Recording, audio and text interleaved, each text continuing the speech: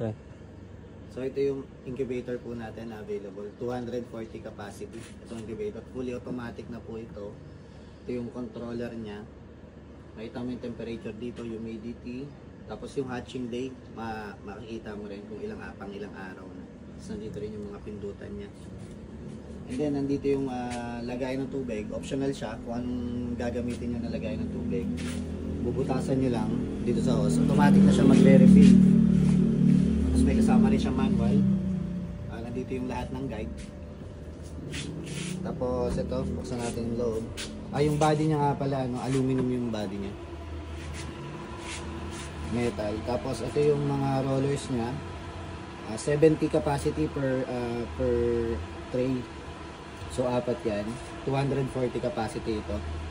May tagi-tagisang motor din bawat rollers niya.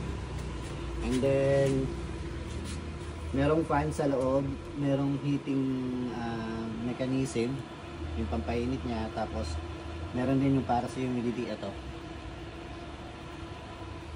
Ito naman, natatanggal to, itong rollers niya. Pagka kailangan mo ng igawing hatcher, pwede itong tanggalin, slide mo lang.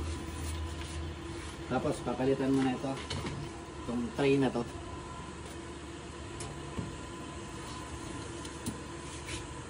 Yung incubator natin, pwedeng hatcher, pwedeng setter. 2-in-1 na siya, all-in-one na siya.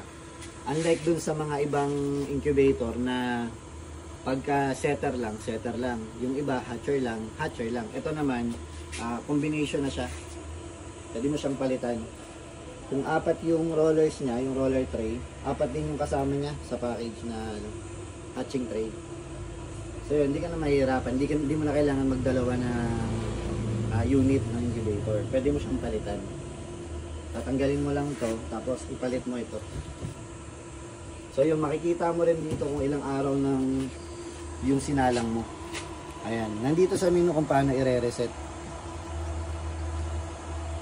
Ayan, and then yung design niya, maganda siya, solid siya. Quality yung materials naman na ginamit dito sa ating incubator. Siyempre, space saver din siya. At the same time, maganda yung itsura niya.